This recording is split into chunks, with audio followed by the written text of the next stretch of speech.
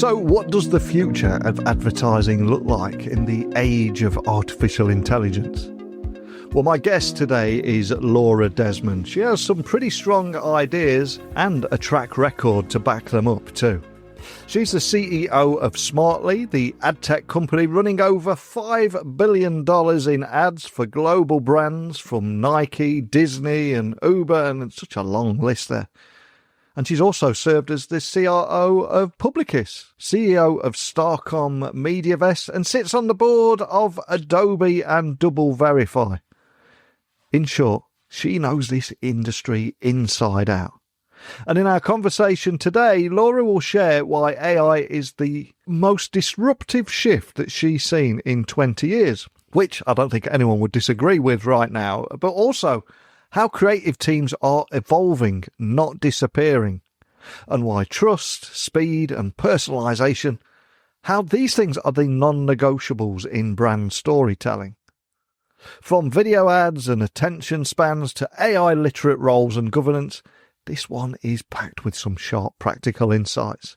Before I bring my guest onto the podcast, I want to thank our sponsor, Careerist, because imagine being able to work remotely, earn a six-figure salary, and finally have room to grow in a new career without having to learn how to code. That is what Careerist QA Bootcamp makes possible. And in just 4 months, you'll get live training, a 100% remote internship, and personal coaching to guide you into a tech career. Now, right now, there are 37,000 QA roles open in the US, and with starting salaries as high as $105,000, it's an attractive option for so many reasons. And Careerist graduates are already working at companies across 42 states. And if you have a quick look on Trustpilot, users over there are rating the program 4.7 stars. And here's the real clincher. It's risk-free. Land a job or get your tuition back. But seats for the next class are filling very quickly, but you'll find the link in the show notes. Please check it out. I'd love to hear how you get on. Maybe this could be your moment where you land that career in tech that you've been thinking of, or convincing yourself you don't have the right skills, because believe me, this is open to everyone. But now, back to today's show, and let's jump into the interview with my guest today. So a massive warm welcome to the show. Can you tell everyone listening a little about who you are and what you do? So I'm Laura Desmond. Thank you for having me. I'm really thrilled to be joining you today. I've had a 30-plus year career in marketing and advertising and technology. I ran what is now Publicis Group Media for a long time, working for Maurice Levy and the team there. I've been an investor in Double Verify and Smartly, and now back to the CEO role of Smartly. Smartly is an advertising technology company. We combine automated campaign management with personal, more memorable, creative asset generation. We measure everything to make sure it's working, full funnel and cross-channel across the digital landscape. I'm really fortunate. I've had a career that has spanned the dawn of the internet era, digital transformation with Google and Meta, the mobile era, and now the AI era. And what I can tell you is, I think the AI era is the most exciting transformation over these last 20 years yet. Super excited to be leading Smartly during this time. And the world of ad tech is incredibly exciting at the moment. And just looking back at your journey there, I mean, you've led some of the most influential companies in media and advertising. You're now steering Smartly in an era of AI-powered creative. And when you say this is one of the biggest transformative things in the last 20 years, I think everyone's going to stand up and listen. So I've got to ask, though, because there's a lot of hype out there at the moment, and it's difficult to know what is good, what works, what doesn't. How do you decide which of these emerging technologies are worth betting on and which are just hype and a shiny distraction almost? How do you make a decision like that? Look, that's a great question. And the advertising and marketing worlds have been changed profoundly by technologies that, first and foremost, capture consumer love. When you look at the growth of devices, whether it be 75 years ago, the dawn of television, to the mobile phone era, to the PC and laptop era, to today, where consumers are joyfully going to ChatGPT or Gemini or Anthropic and querying up to 8 to 10 times a day. The first thing you look for is consumer trends and consumer love.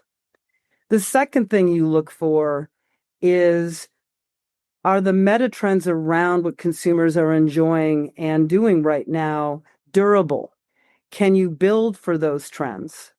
Can you have technology that will allow brands and marketers to meet consumers where they are, what they're doing, and how they want to do it in order to deliver a value exchange that helps them get what they want? You look for that. You look for real technology, a strong tech stack. I'm very lucky. I'm on the board of Adobe. I'm on the board of DoubleVerify.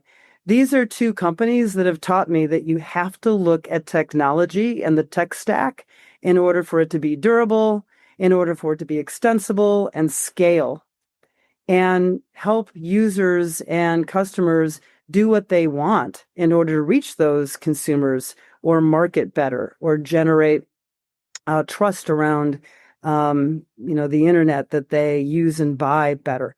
Once you have those things, then it's worth digging into and investing in.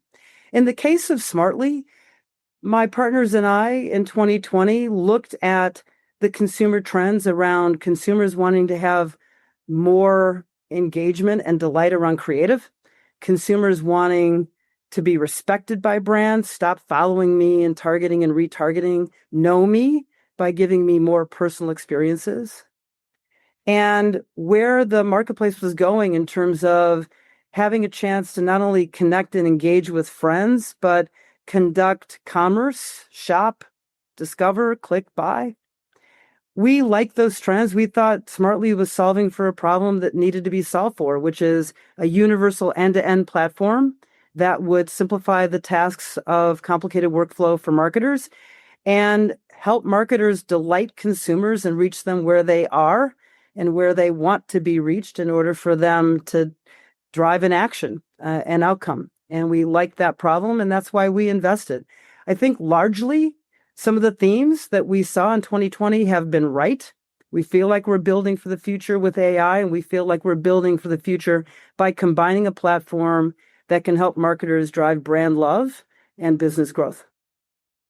And before you join me on the podcast today, I was also reading Smartly's recent research, which shows half of marketers are currently struggling to reach consumers across so many multiple platforms. So what practical challenges can brands today expect to overcome that fragmentation? Because the market is incredibly fragmented. Everybody's scattered all over the place. What's the best way for brands to navigate around these challenges? So the last 2 decades have not been great from a standpoint of market complexity. The advertising ecosystem has gotten complex. There are anywhere between 7 to 10 technology or key stakeholder partners every Fortune 500 brand works with. There's a lot to orchestrate. There's a lot to stitch together from a tech standpoint and a service standpoint. And this messy middle or complexity and fragmentation has not necessarily worked for the ultimate goal, which is to delight and engage consumers. I think the way we start to solve these fragmented workflows, the way we start to simplify advertising again, is we have to look at how to redesign our systems. We can't just expect new results from the last 20 years of the way the internet and the digital landscape has worked. We've got to embrace something new. And I believe something new is putting media, automated, creative, generated for personal scale, and intelligence that's working off of how algorithms work to reach consumers and how algorithms work to generate and create more personal creative. When you put media and creative and data back together again, you will get more compelling, engaging, personal, memorable advertising. And the reason we know that it's Smartly is that we know we deliver our clients 13% higher ROI. That was validated by PwC.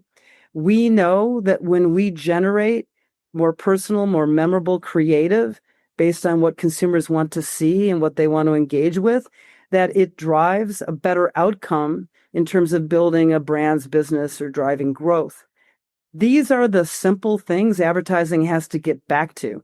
And our belief is that if you have a universal platform that weaves all of this back together again, you will end up with more engaging advertising. And that's good for consumers. It's good for brands. It's good for all of us.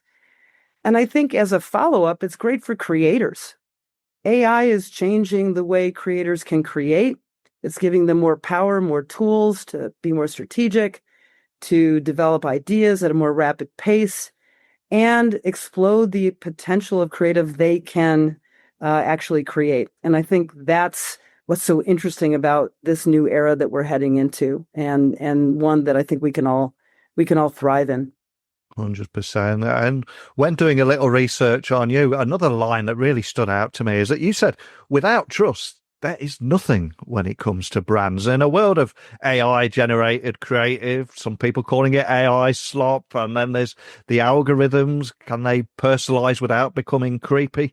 I've got to ask, how can advertisers keep trust, keep authenticity, keep all these things front and center? Because it's easy to get distracted by the technology, but right at the heart of everything, it has to be trust, right?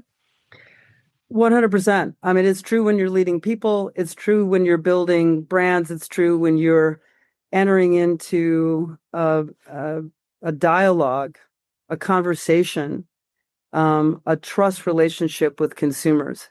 Consumers that trust brands are 40% more likely to become loyal users.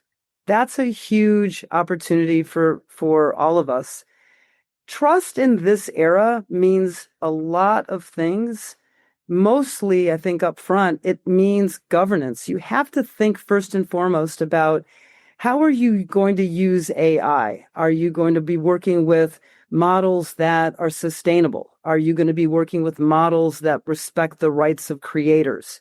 Are you going to be working with models and companies that have governance around how they put together the models and look at the data that's feeding them across the internet? These are all questions that we asked ourselves at Smartly, even before we began building. Once you begin building AI, which is essentially automated workflows, you also have to allow your users and brands to go in and take advantage of what's automated and what can be generated in real time. But you need to allow the software to have points in time where any user, any brand can go in and make a change, to assist, to have a point in time where you can say, I want to make a change here because maybe the advertising is not working in the way that I want to in terms of look and feel and brand guidelines. And we've built software that allows for that. You also need to be really clear about how you use AI, not to replace work, but to shift work and to provide the user control to shift work or to shift work back, depending on what a user is doing, especially with creative. So these are really big questions. We've tried to be responsible by asking them. We've tried to be responsible by building for them.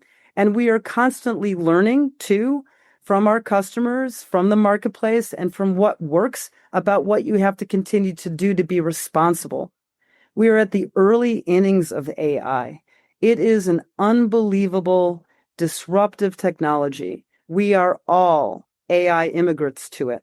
It's your kids at home or my team's kids at home that will really be AI natives over the next decade to two to come.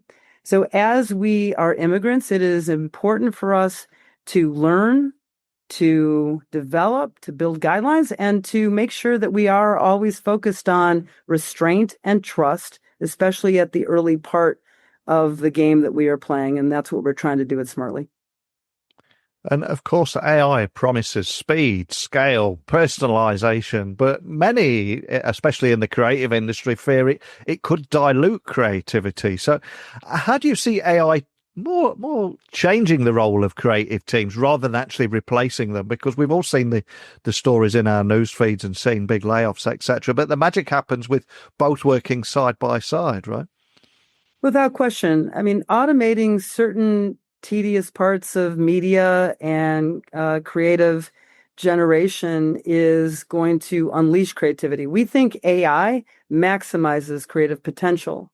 We think AI will make it a lot easier to shift cross-channel and make better, stronger budget decisions based on predicting where audiences will flow, reading in real time what's happening, and then enabling our creative optimization and cross-channel media optimization to take advantage to where consumers are, what they're reacting to, and what they're clicking on and paying attention to and shopping for and buying for. So we see AI as a maximizer of what consumers want: more content, more volume, more velocity, more interaction. At the same time, we think it's really important to be responsible about how we enable and shift that work. Our view is that it will help creators create more, but not replace creators. Our view is that it will help marketers be more effective in deriving brand love as well as business growth, but not replacing that important function inside any enterprise. So it's important not only to think about what AI can do, but what AI should not do. And when we talk to our customers, we want to hear their pain points, we want to hear their opportunity gaps, but we also want to be clear about how we want to enable them so they can put the focus on the work and focus on the strategy so they can drive the business forward, and we can build for that. And in an age of TikTok and everybody feeling that they're bombarded with constant content, then there are hundreds of notifications on our smartphones and computers every day. Unsurprisingly, the average consumer now spends just 2 seconds engaging with a typical ad. So how should brands rethink storytelling when attention spans are shorter than ever?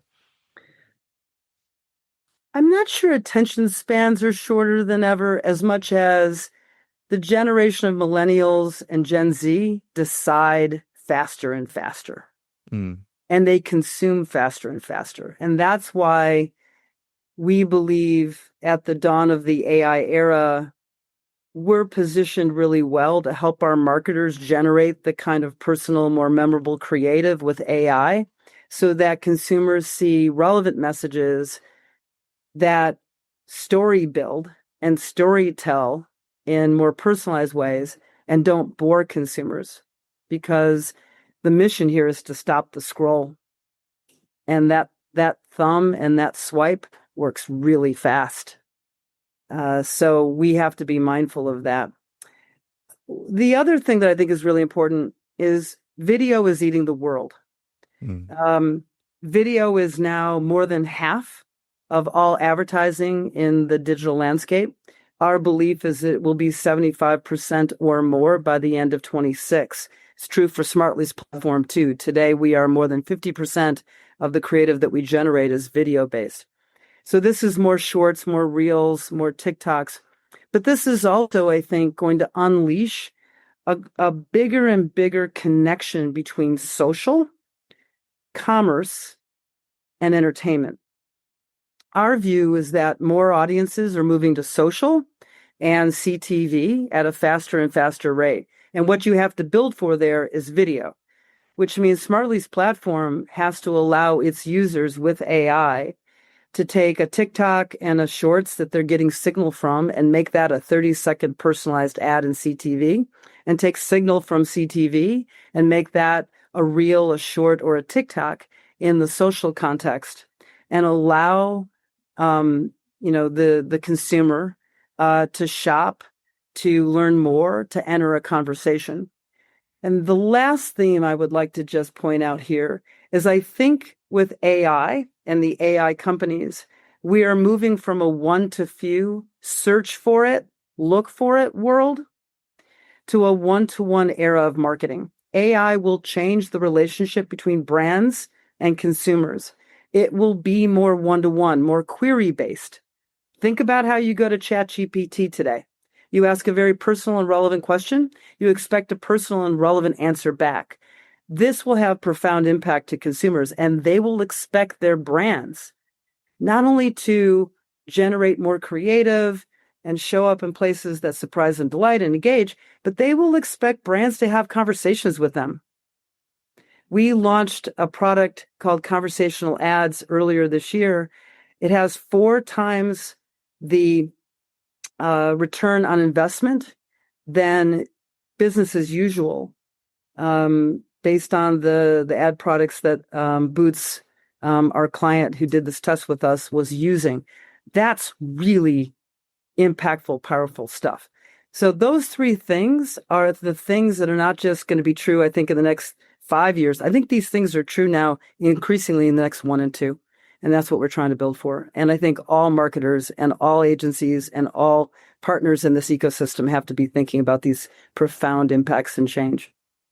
100% with you. And you mentioned talking with ChatGPT there, and I had a conversation with my son over the last few weeks. He doesn't use the front page of Google anymore. He says, Dad, it's just full of sponsored ads, etc. Why would I do that when I can just go to an AI of my choosing, which will give me an answer there? There's a definite shift in behavior. What does that mean for SEO and a brand that's spending all this money on SEO and making sure content hits the front page of Google when people are going elsewhere, do you think? Well, there's no doubt search is profoundly changing. And I think about half of all search queries now on Google are in some way, shape, or form serving Gemini answers. So the answers in a text box as opposed to a link. And this is having profound impact to the business model of the open web. And this is something that we're seeing our customers in real time work through. I made the point earlier, more people are moving to social. More people are moving to CTV. They want the personalized answer, via query as opposed to all the links and sponsored links. There's no doubt in my mind that there are ad products that live in this new world, but it's more creative based, that will engage to take you into an experience, and it's more conversational. Yeah. I also think that search will become a lot more visual and image-based. And those things are great environments for advertising. They're great environments for brands, but you can't solve this new problem the old ways. And so what we're seeing is definitely a shift of budgets out of, search into more relevant social commerce entertainment campaigns. But at the same time, we're seeing that visual search, and we're seeing that queries can live inside a YouTube platform or inside Gemini or inside some of these walled or hedged gardens. And so a lot of things are coming together and collaging. I don't know if we'll be living in the world of search, social, commerce, retail media, and CTV 5 years from now. It might just be a video campaign where you can orchestrate seamlessly across different ad products to reach consumers. And that, I think, will have profound impact to media as well as creative and designers. And I think that's one of the reasons we're so bullish on the future of Smartly, because we think we solve for that virtually with software that allows creators, designers, media professionals, marketers to be around the table and make decisions in real time. So many great points there, and real food for thought for every business and brand that could be listening today. And of course, when it comes to digital disruption, this isn't your first rodeo. Your career has spanned agency, brand, and now AdTech leadership, been through the rise of mobile, cloud, now AI. So I've got to ask, looking back, is there a particular leadership lesson that's been very true in every role, no matter how much the industry continuously changes? I think this industry has always pivoted on innovation. And it's always rewarded brands and agencies and partners in the industry that put the focus on what consumers want, what they need, and what they're doing and how they want to have a relationship with a brand. What is engagement to them? What is trust to them? The marketers and advertisers who have focused on that have usually been able to create distance in disruptive times. I mentioned before, I think the AI era is without a doubt the most disruptive period of time over the last 20 years that we've seen. It's like the disruptor of disruptions. Mm. We thought mobile was it. We thought digital transformation was it. We thought the internet era was it. It is, without question, the kingmaker of disruptions. And that's one of the reasons why last year we created our flagship conference called Advance. The problems and opportunity of this industry are immense. They're bigger than any one of us. And so we wanted to convene a conference where we could bring all parts of the industry, brands, advertisers, agencies, ecosystem partners together and convene a conversation about what does the future look like. It doesn't look like the past. We have to move advertising forward. We have to do it in order to make the ecosystem healthier, where consumers want to lean in to ad-supported media. They don't want to avoid ads. They embrace ads. That's good for the economy. That's good for business growth. That's good for brand love. And that's how advertising continues to, for lack of a better word, advertising continues to do good. And that's why we started Advance. Advance will be this September 17th in New York City. We're going to Brooklyn, the refinery at Domino, and we're really super excited about it and want to continue the conversation in year 2. Exciting times ahead. And for people listening, I always try and give everybody listening a valuable takeaway. So for any brand that might be experimenting with AI-driven campaigns specifically right now, what do you think the best way is to measure those campaigns, whether the creative is actually working and beyond the usual, those traditional click-through rates, for example? How have things changed here? How can they better measure the success of those AI-driven campaigns? So any AI learnings plan needs to include at minimum 2 things. Number one, key metrics and KPIs around productivity and workflow. Are you able to do 100 tasks in the time of 1 or 2? Are you able to collapse steps, process, enhance, and make more efficient workflow? One of the reasons we feel very convicted around Smartly's value proposition is that PwC validated our methodology and our work process and our workflow and, validated that we save a marketer or a hands-on user 42 minutes out of every hour versus a native tool. That is real time efficiency, and that time can be given back to a marketer, to a hands-on keyboarder, to an agency to do more strategic work or consultative work. So productivity and workflow must be part of any learnings plan. It doesn't sound sexy, but it really can be a great gift that keeps on giving, and we always start there. The second thing that you really want to look for is what is the ROI of an AI-driven campaign in terms of the speed and the velocity of your content. Are you seeing higher sales, higher levels of engagement, and then the data or the creative data and signals you get from the campaign? Are you able to take those and feed them back into your infinite loop of media, creative, and intelligence coming back together and make even better, more foundational campaigns that work harder sooner the next time and the next time? So that has to be included in the learnings plan. The last thing I'll say is marketers and agencies need to commit to more rapid fire A/B testing. They just have to test more often. Because when you test more often and you get more signal to feed back into software like Smartly, that's going to give you the foundation for greater and greater creative agility. And we know creative agility drives performance and drives brand love, and drives incrementality and reach. So those are the things that we tend to look at in a learnings plan.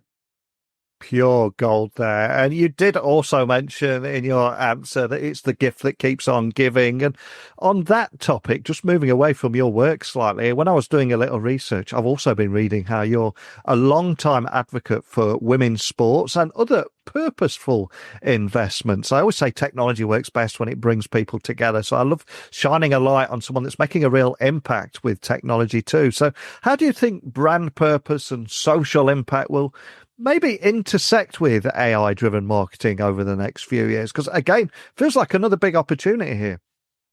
I think it is. I mean, I appreciate you mentioning the investments I've made in women's sports. I'm a investor in the Chicago Sky, which is a women's NBA franchise. We won the World Championship in 2021. I'm also an investor in the Chicago Stars, which is the NWSL club in Chicago. For me, it was really very simple. The advertising industry has been very good to me. I have benefited from it greatly, and it's important to give back. It's important to give back not only to women, but it's important to give back to what I think made a big career impact for me, which was sports, competing, learning how to win, learning how to lose, learning how to lead. Sports has been a huge theme across my life, and so I wanted to combine those two. I think AI will make everything more digital and more virtual. And at the same time, AI, as social creatures and human beings who crave touch, feel, human connection, the experience of a physical moment, it will make physical experience even more important too.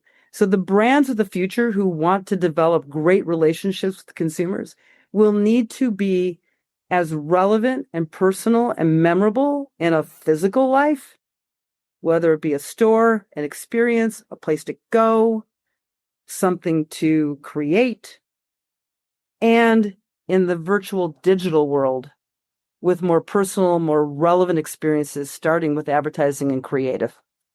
Those two worlds will be the worlds that I think brands will toggle between. And sports is a great example of that. Attendance for sports, and let's even say concerts, are higher than ever. People crave that physical experience, that live, tactile experience. At the same time, they want to experience sports in gaming or mobile video, or watch their fantasy teams, or see the clips on YouTube and TikTok more than ever.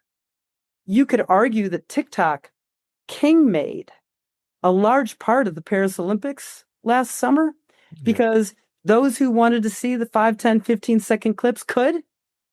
And then you could experience it on television, or if you were lucky enough to be in Paris and watch the events live. That's the kind of multimodal world we're going to live in. And I'm pretty excited about it. I think it's going to be a great opportunity for brands to build better relationships with consumers. And I think for investors like me or a lot of your listeners, there's going to be plenty of things to invest in that are both digital and physical too. Wow, I think that is an incredibly powerful moment to end on today. So thank you so much for sharing your insights with everyone listening. But before I let you go, I'm going to ask you to leave one final gift for everyone. I'm reliably informed you are a big music fan, and we have a Spotify playlist that I ask my guests to leave a song. Guilty pleasures are allowed, and they can be added to the list, as can yacht rock if you would like. But what would you like to add to that playlist and why? So I am a proud child of yacht rock, and yacht rock is having a moment for sure. But I also am a person who likes to mix the old with the new. And so the song I'd love to gift to your playlist, which I listen to quite a bit. It's on my liked songs, one of the first songs I liked on my most recent Spotify playlist. By the way, Spotify is a Smartly OG client. We love them, and we're about to launch a new ads product with Spotify as well in September around the time of Advance. But my playlist contribution, hopefully you think this is a gift, is Daryl Hall and John Oates. So yacht rock to the core. I can't go for that, but it's a remix by the artist Nicholas. And it is really fab. I love it. It's one of my key workout songs, so I hope you enjoy it too. Well, I'm not going to say no can do. That's going straight on there. That's a cracking tune there. It was a pleasure to have that on our Spotify playlist. And for everyone listening, we've covered so much today around all your work at Smartly. Anyone wanting to dig a little bit deeper on that, start a conversation with you or your team, where would you like to point them? Well, first of all, I'd love for them to think about coming to Advance September 17th, again in Brooklyn and New York City. And everyone can go to Advance Smartly to find out more. So I hope they do visit our website. And then secondly, I think about the power of creative and AI and integrating workflows and how you want to create more beautifully effective advertising and creative campaigns. And I think when you want to do that and you want to lean in, I think Smartly will be one of the power partners that hopefully every brand and agency wants to use. So thank you very much. I really appreciate you having me as a guest today. I think Laura left us with a clear message today. AI is transforming advertising, but not at the cost of creativity or trust. It's changing the how, not the why. So whether it's automating workflows, testing faster, or just making video more personal, the brands that adapt thoughtfully, these are the ones that consumers will remember and, most importantly, trust and be loyal towards. So with Smartly's platform already delivering measurable ROI, it appears that future is happening right now. So what are you doing to meet your audience where they are? And how are you making the most of the moment? Something for us all to think about. So thank you for tuning in today. Remember, check out my other shows over at techtalksnetwork.com, and I'll return again tomorrow with another guest. But a big thank you to Laura. Even bigger thank you to each and every one of you for listening, and I'll speak with you then. Bye for now.